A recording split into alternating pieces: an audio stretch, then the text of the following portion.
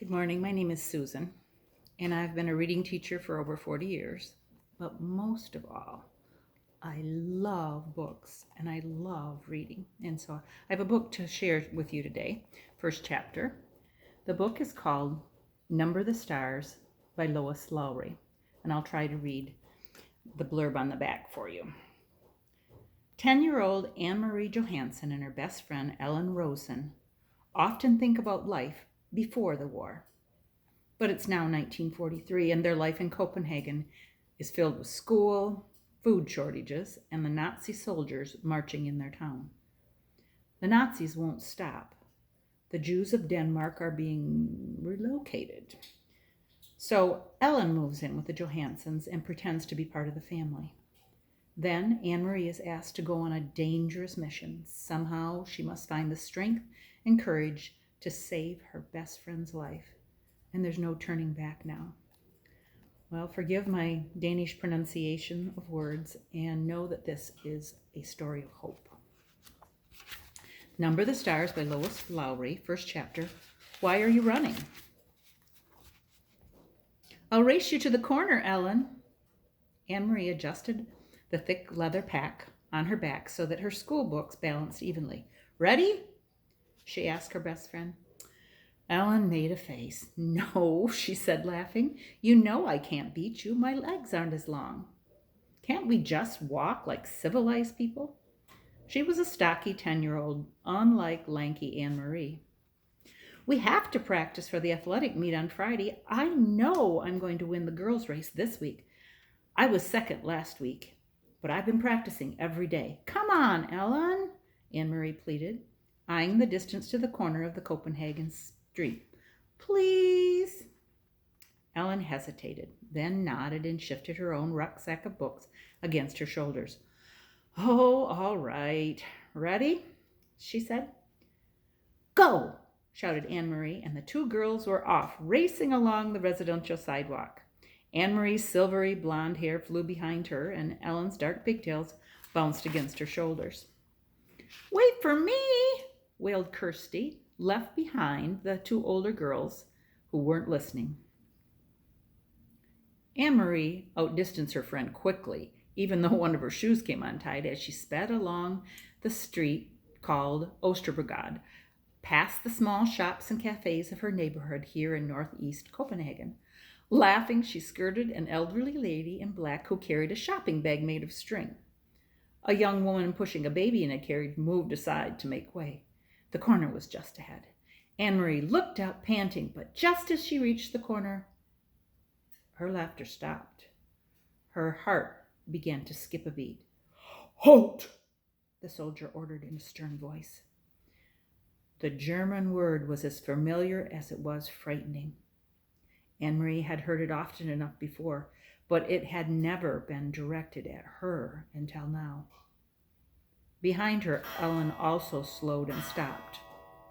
Far back, little Kirsty was plodding along, her face in a pout because the girls hadn't waited for her. Anne-Marie stared up. There were two of them. That meant two helmets, two set of cold eyes glaring at her, and four tall, shiny boots planted firmly on the sidewalk, blocking her path to home.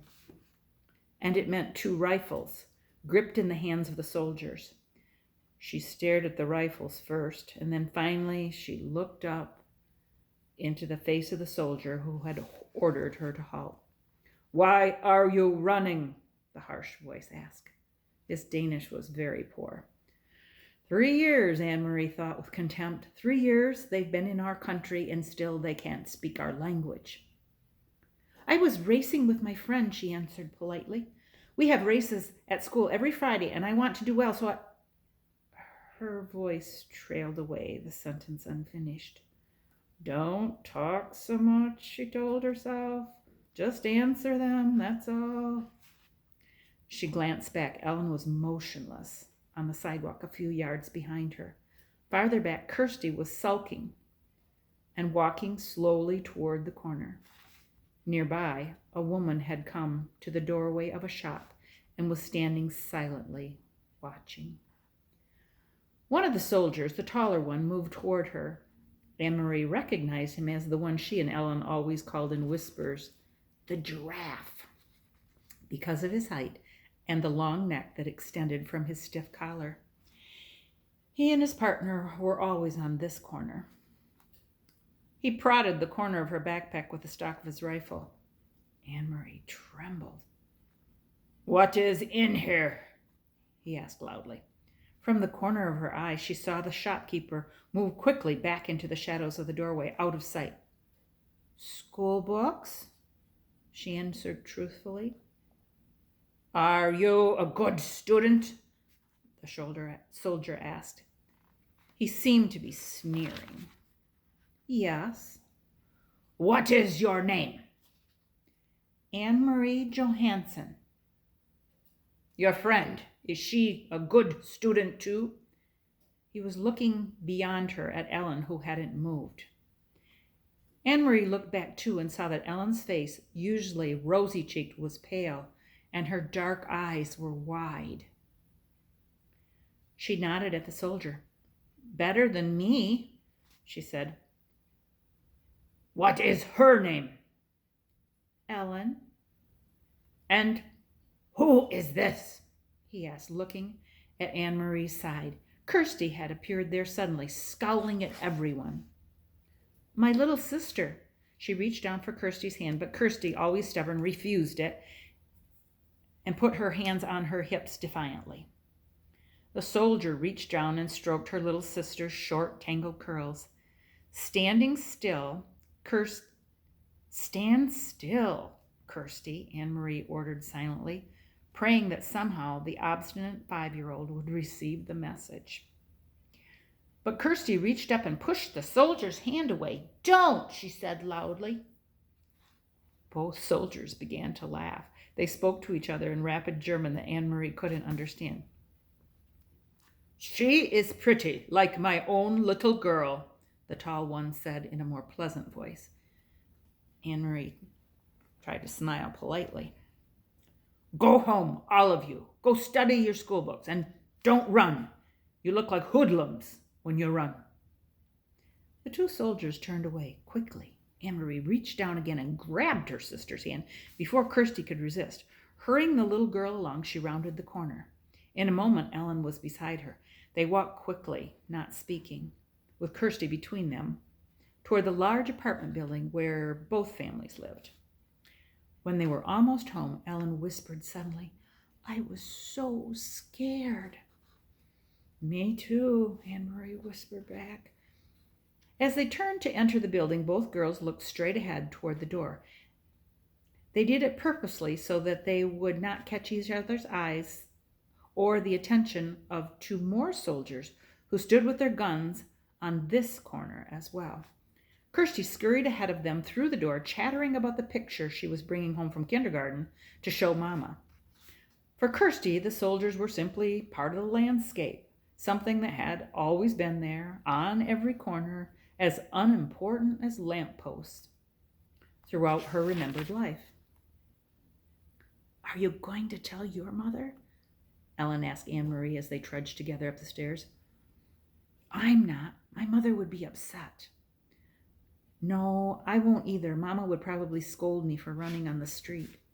She said goodbye to Ellen on the second floor where Ellen lived and continued on to the third, practicing in her mind a cheerful greeting for her mother, a smile, a description of today's spelling test in which she had done well. But she was too late. Kirsty had gotten there first. "And he poked Anne-Marie's book bag with his gun, and then he grabbed my hair." Kirsty was chattering as she took off her sweater in the center of the apartment living room. "But I wasn't scared. Anne-Marie was, and Ellen too. But not me." Mrs. Johansson rose quickly from the chair by the window where she had been sitting. Mrs. Rosen, Ellen's mother, was there too, in the opposite chair. They'd been having coffee together, as they did many afternoons. Of course, it wasn't really coffee, though the mother still called it that, having coffee. There had been no real coffee in Copenhagen since the beginning of the Nazi occupation, not even any real tea. The mothers sipped at hot water flavored with herbs. Anne-Marie, what happened? What is Kirsty talking about? Her mother asked anxiously. Where's Ellen? Mrs. Rosen had a frightened look. Ellen's in your apartment. She didn't realize you were here, Anne-Marie explained. Don't worry, it wasn't anything. It was just the two soldiers who stand on the corner of the Osterbrücke. You've seen them. You know the tall one with the long neck, the one who looks like a really silly giraffe. She told her mother and Mrs. Rosen of the incident, trying to make it sound humorous and unimportant. But their uneasy looks didn't change. I slapped his hand and shouted at him, Kirsty announced importantly. No, she didn't, Mama, Anne-Marie reassured her. She's exaggerating, as she always does. Mrs. Johansson moved to the window and looked down to the street below. The Copenhagen neighborhood was quiet. It looked the same as always, people coming and going from the shops, children at play, and the soldiers on the corner. She spoke in a low voice to Ellen's mother. They must be edgy because of the latest resistance incidents. Did you read in the WWII Denmark about the bombings at Hillerød and Nørrebro? Although she pretended to be absorbed in unpacking her schoolbooks, Anne-Marie listened, and she knew what her mother was referring to. WWII Denmark, the Free Danes, was an illegal newspaper. Peter Nielsen brought it to them occasionally, carefully folded and hidden among ordinary books and papers, and Mama always burned it after she and Papa had read it. But Anne-Marie heard Mama and Papa talk, sometimes at night, about the news they received that way. News of sabotage against the Nazis, bombs hidden and exploded in the factories that produced war materials, and industrial railroad lines damaged so that the goods couldn't be transported. She knew what resistance meant. Papa had explained when she overheard the word and asked. The resistance fighters were Danish people.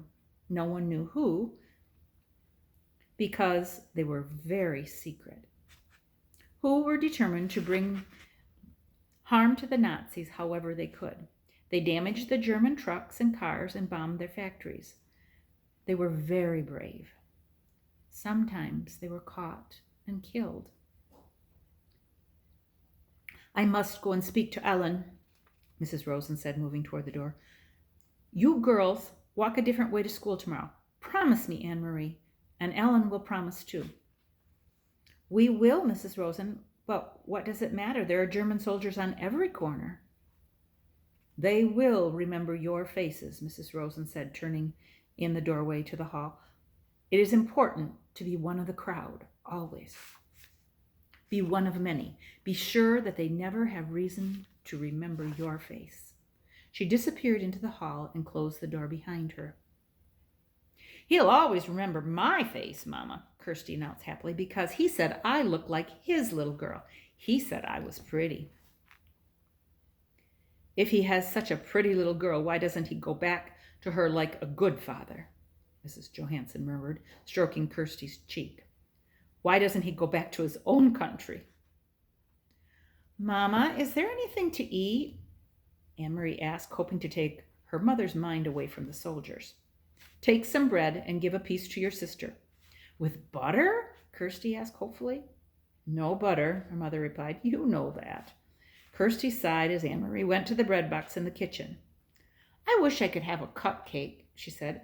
A big yellow one with pink frosting. Her mother laughed. For a little girl, you have a long memory, she told Kirsty. There hasn't been any butter or sugar for cupcakes for a long time. A year at least. When will there be cupcakes again? When the war ends, Mrs. Johansson said. She glanced to the window, down to the street corner where the soldiers stood, their faces impassive beneath the metal helmets. When the soldiers leave. Does this remind you of life at all? Now? A question.